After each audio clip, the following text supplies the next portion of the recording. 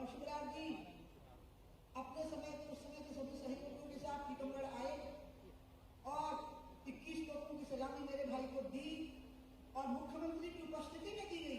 मध्य प्रदेश का मुखिया स्वयं उस सलामी का नेतृत्व किया जब मेरे भाई को आखिरी सलामी दी गई।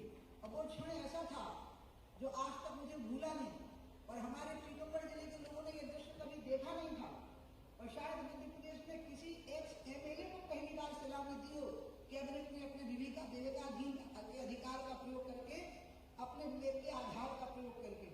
और मुझे उस दिन इतना अच्छा लगा जब उन्हें मेरे बड़े भाई को इस तरह से श्रद्धांजलि दी। इसलिए वो तो यहाँ थे ही नहीं दिल्ली में, यहाँ भोपाल में। मैंने उनको बताया आज सुबह की बात है, उनने देखा वो जो विज्ञापन है वो टीवी उस पर देखा होगा मोबाइल पर, तो उन्होंने मुझे फोन किया बेंगलुरु से कि उमा बेन मैं स्टेट हैंगर पर जल्दी पहुंचने की कोशिश करता हूं और मैं सीधा श्रद्धांजलि कार्यक्रम में आ जाऊंगा और फिर उसके बाद मैं अन्य कार्यक्रमों में भागीदारी करूंगा।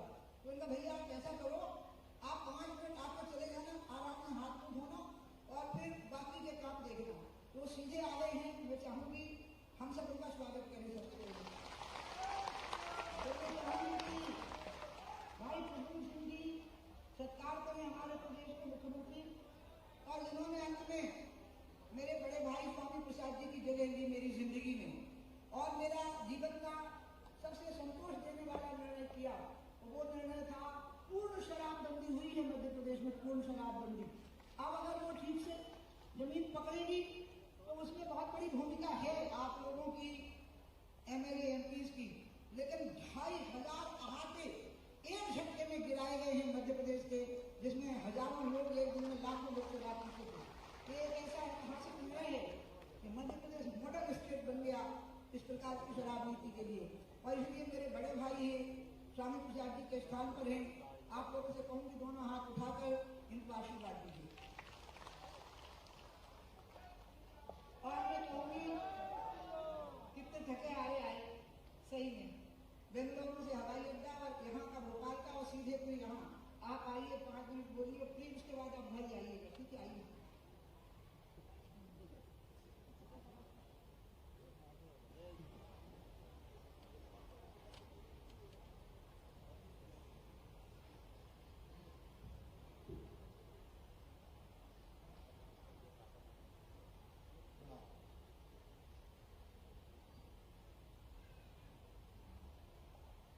श्रद्धेय दीदी,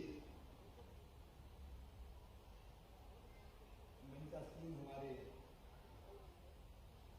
सभी वरिष्ठगण और इस हाल में खचाखच भरे हाल में उपस्थित मेरी बहनों, मेरे भाइयों, बेटे बेटियों, दोनों हाथ जोड़ के आप सबको प्रणाम करता हूँ, आप सबको नमस्कार।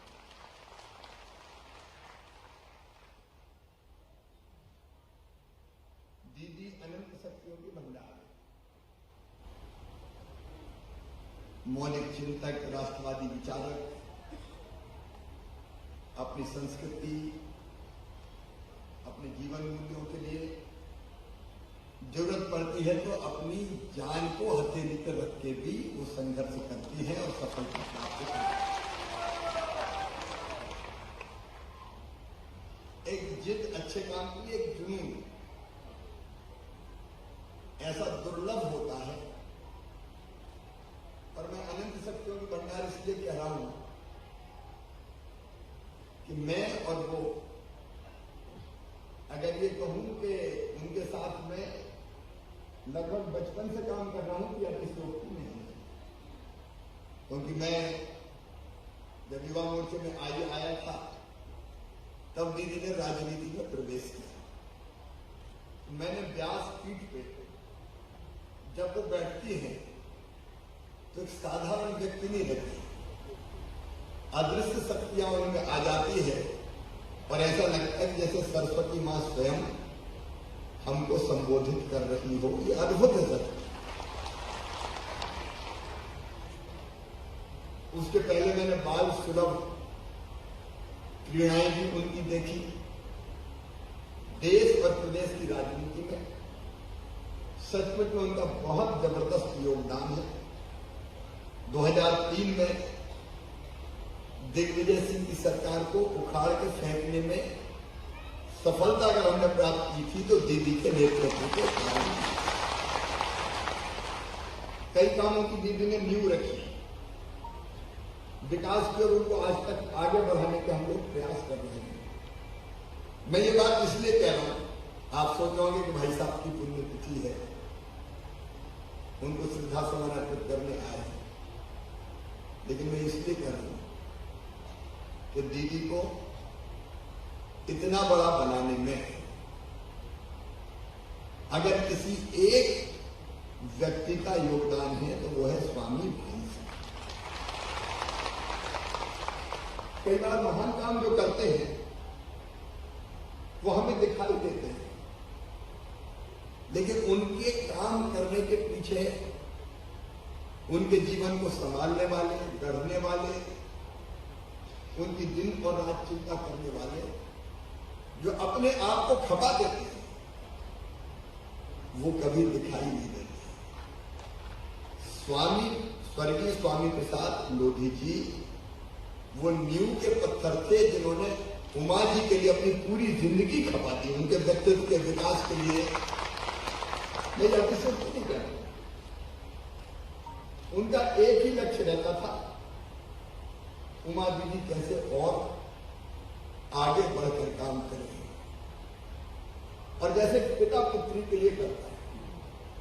वो कहते भी थे कि उमा मेरी सबसे बड़ी बेटा है, और बेटे क्या कहते, मेरी बहादुर बेटा या मेरी सेन, इन्हीं नामों से वो संबोधित करते थे।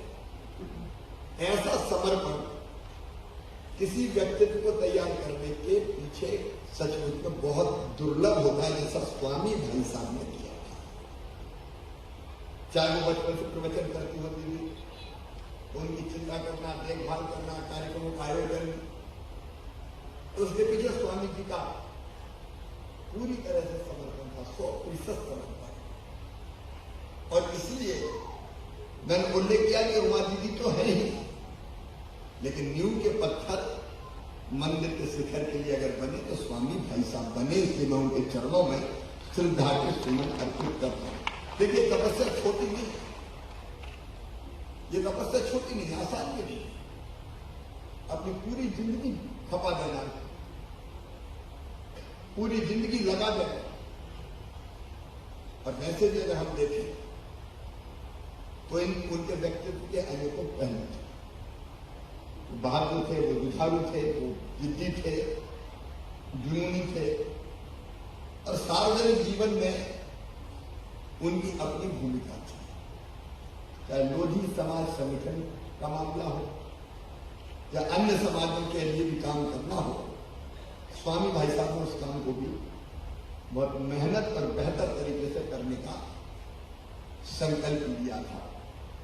वो भी अन्याय सहन नहीं कर पाते थे, और जब गलत होता था तो लड़ते थे, अपनी आवाज उठाते थे।